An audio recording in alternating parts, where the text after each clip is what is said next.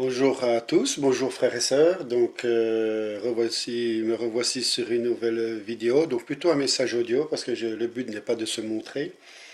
Donc, je bénis le Seigneur, je rends grâce au Seigneur pour tout ce qu'il fait dans ma vie et pour tous les frères et sœurs qui marchent donc dans sa volonté au niveau de son Église, afin de préparer ceux qui marchent au retour de Jésus, parce que Jésus revient bientôt.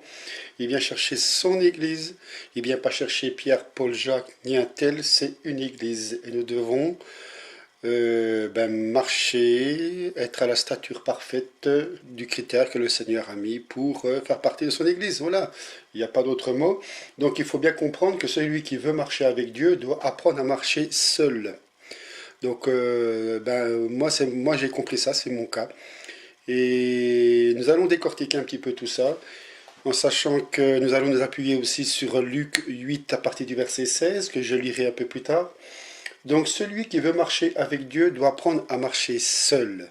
Sachez-le. Donc le but de ce blog chrétien de la Nouvelle Alliance donc n'est pas de créer une dénomination ni de faire une église quelconque ou me prétendre pasteur ou enseignant, quoi que ce soit. Non, c'est simplement donner ce que le Seigneur me donne, montrer un petit peu ce qu'il fait afin de parler aux gens de ma locale.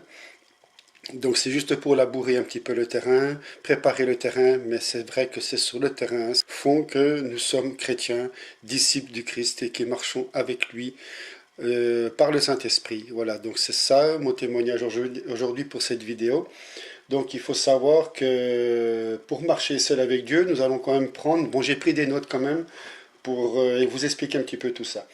Donc, il faut savoir que la plupart des grandes âmes de ce monde ont été solitaires. La solitude semble être le prix que le saint doit payer pour sa sainteté. Donc, on est considéré comme saint, sachez-le.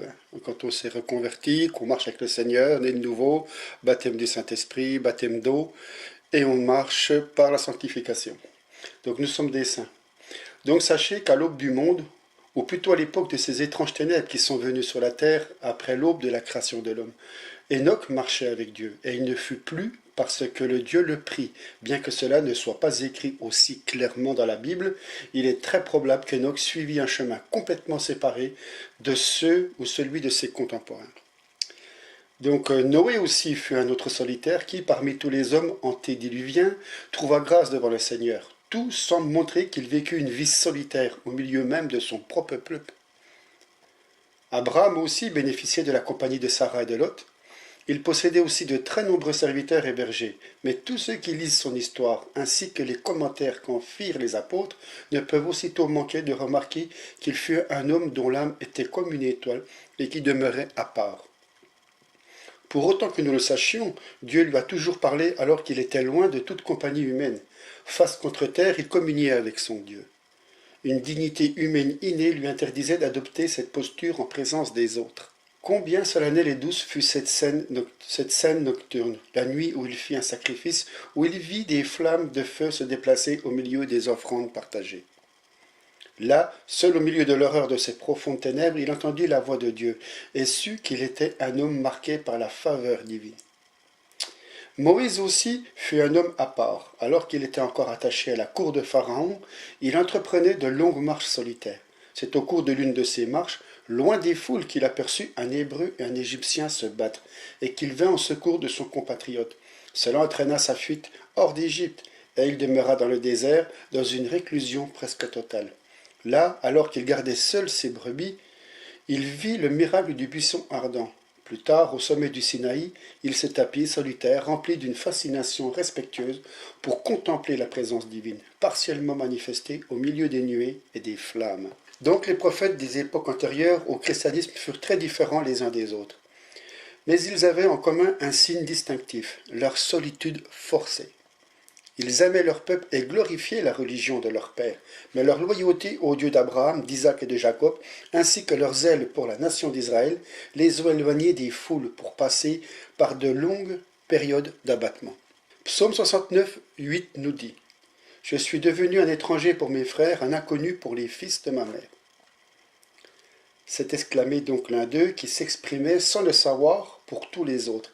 Mais le plus révélateur fut la vie de celui dont Moïse et tous les prophètes ont parlé. Il a suivi sa route solitaire vers la croix. Sa profonde solitude ne fut jamais comblée par la présence des multitudes. Il est minuit, et sur le mont des Oliviers s'éteint la clarté de l'étoile tardive. Il est minuit, isolé au fond du jardin, notre Sauveur, souffrant, lutte et prie solitaire.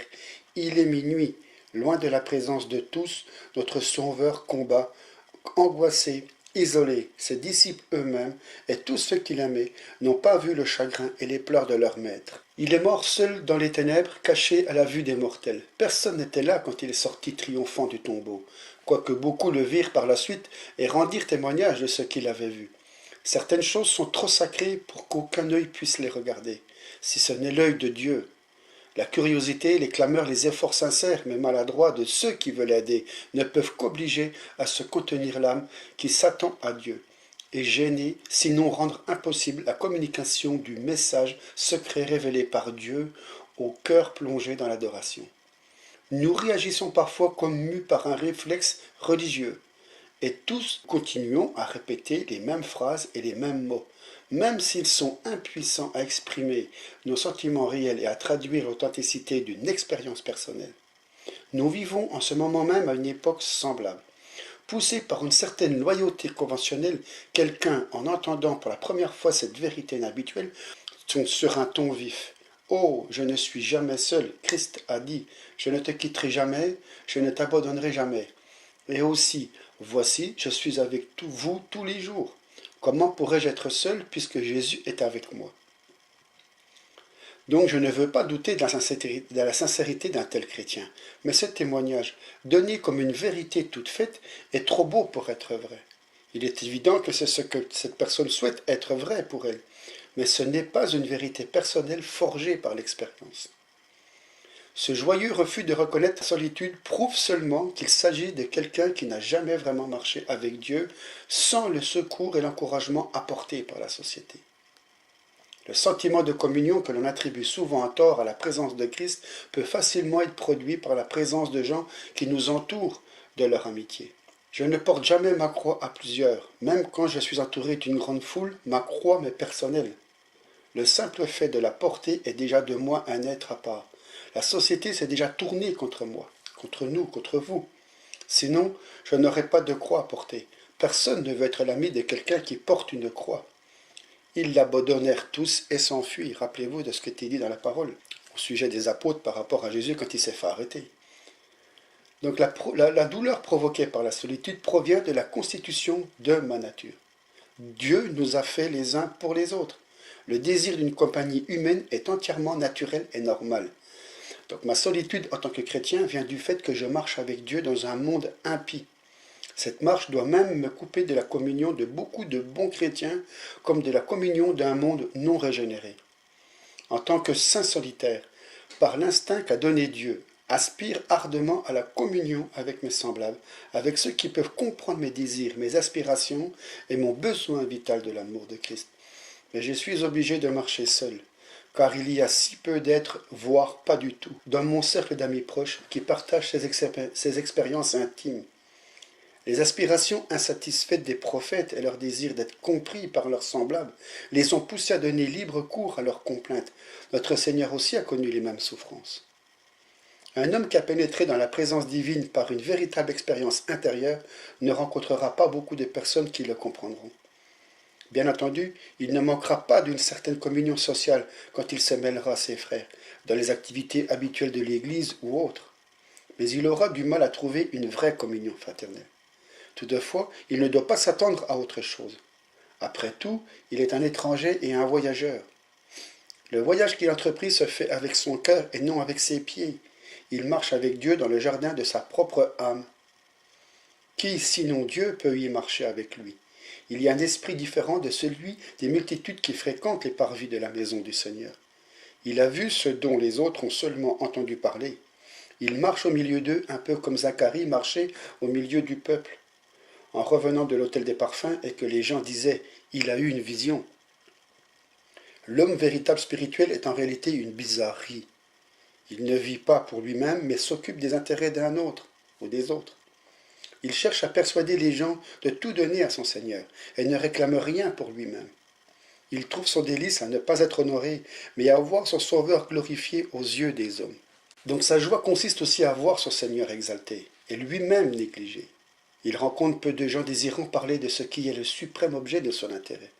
Il reste donc souvent silencieux et préoccupé, au milieu du brouhaha des bavardages religieux. À cause de cela, il a gagné la réputation d'être ennuyeux et exagérément sérieux.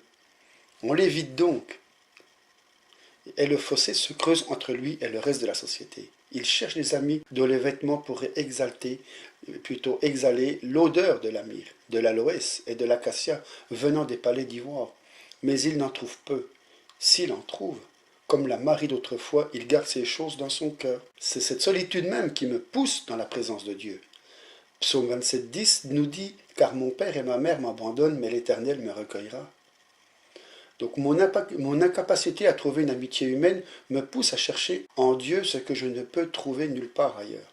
Donc ma solitude intérieure, j'apprends ce que je pourrais jamais apprendre au milieu de la foule, que Christ est tout en tout, qu'il a été fait pour nous, sagesse, justice, sanctification et rédemption, et qu'en lui nous possédons le bien suprême de la vie. Je dois dire encore deux choses. La première, c'est que l'homme solitaire dont il est décrit ici n'est pas un homme hautain, ni quelqu'un qui se croit plus saint que les autres. Il n'est pas ce saint austère férocement satarisé dans la littérature populaire. Il est porté à penser qu'il est le dernier de tous les hommes, et se rend seul responsable de sa solitude même. Il veut partager ses sentiments avec les autres, et reste prêt à ouvrir son cœur à toute âme qui partagerait ses aspirations, et qui serait prête à le comprendre. Mais le climat spirituel qui l'entoure aujourd'hui, vous voyez bien, n'encourage pas ce partage. Il reste donc dans le silence et raconte ses chagrins à Dieu seul. La seconde chose, c'est que le saint solitaire n'est pas un homme replié sur lui-même, qui se serait endurci contre les souffrances des hommes et qui passerait ses journées à contempler le ciel. C'est même tout le contraire. Sa solitude le prédispose à sympathiser avec ceux qui ont le cœur brisé, ceux qui sont tombés et ceux qui ont été blessés par le péché. Parce qu'il est détaché du monde, il est d'autant plus apte à aider ceux qui sont dans le monde. Dieu ne permettra pas que vous subsistiez la moindre perte spirituelle en faisant cela. Sachez que quand vous priez et que au même moment que vous priez avec Dieu, vous apercevez que y a une personne qui a besoin de vous, quelque chose vous parle pour aller aider quelqu'un, arrêtez la prière et allez-y. Allez-y, faites ce qu'il y a à faire. Une veuve qui a besoin de manger, un orphelin, quelque chose que le Seigneur vous demande au moment de la prière, arrêtez, vous pouvez y aller. Et quand vous avez fini, vous revenez, vous reprenez la prière, et c'est fait, et il revient. Donc vous pourrez reprendre plus tard votre prière, comme je disais, et le Seigneur vous rejoindra au point où vous étiez auparavant.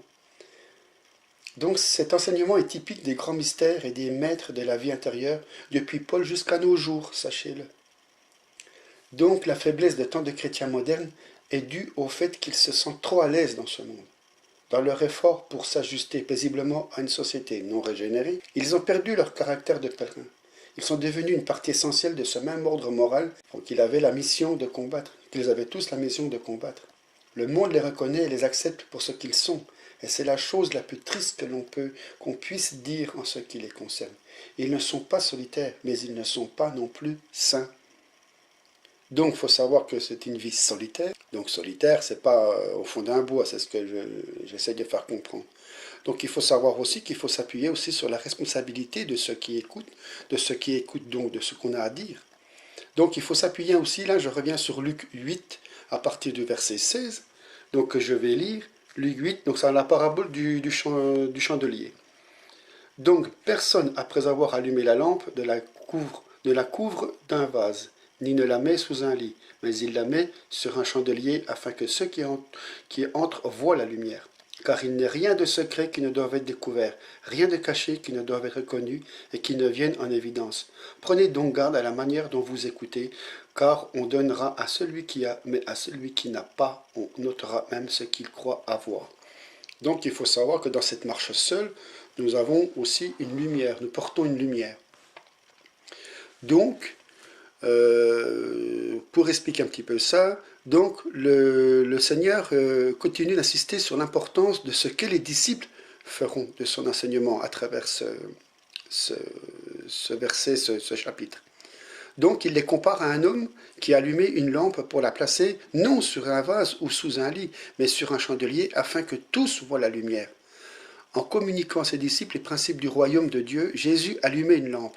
Que vont-ils en faire à présent? Premièrement, ils ne doivent pas la recouvrir d'un vase. Donc appuyez-vous sur Matthieu 5,15, Marc 4,21 et Luc 11,33. Vous verrez.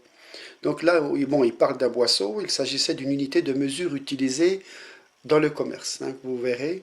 Donc placer la lampe sous le boisseau équivaudrait donc à vouloir cacher notre témoignage, voire l'étouffer dans l'agitation de la vie. Il est préférable de disposer la lampe sur un chandelier, donc c'est-à-dire pratiquer notre christianisme à la vue de tous et même exploiter les occasions qu'offre notre activité, par exemple professionnelle ou sportive, c'est pour ceux qui en font ou autre chose. Donc pour répandre l'évangile. Donc deuxièmement, les disciples ne doivent pas non plus la mettre sous un lit. Le lit évoque le repos, le confort, l'oisiveté et la complaisance.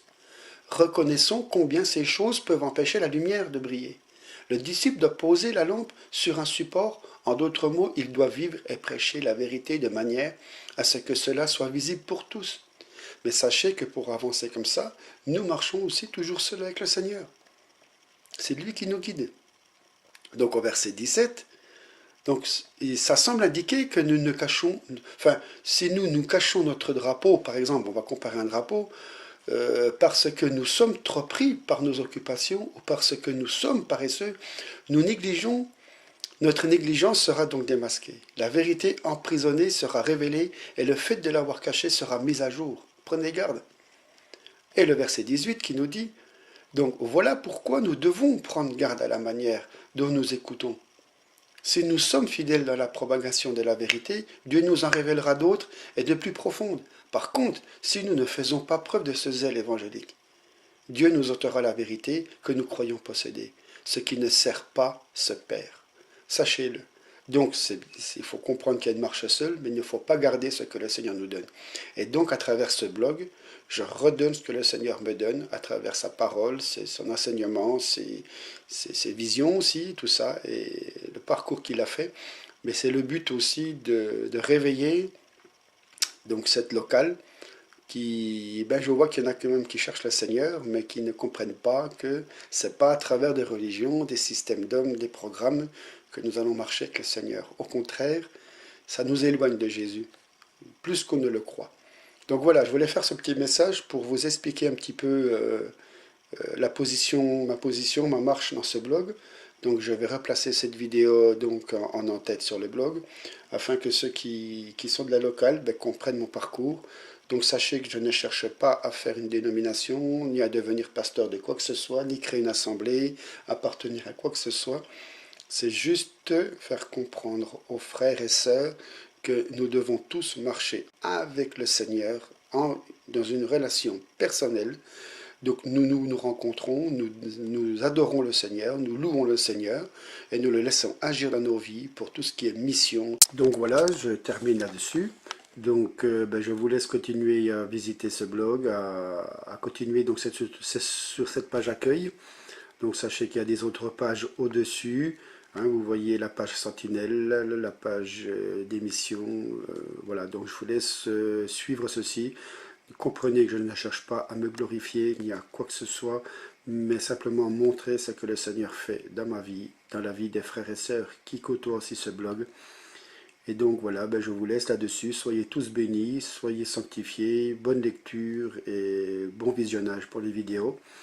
Et pour ceux qui sont attirés pour nous rejoindre dans le sens d'évangéliser, de partager la parole uniquement, de laisser le Seigneur agir, soyez les bienvenus et nous laissons le Seigneur faire la suite. Voilà, la suite, c'est le Seigneur qui dirigera. Soyez tous bénis, à bientôt dans un prochain message, prochaine vidéo. Au revoir.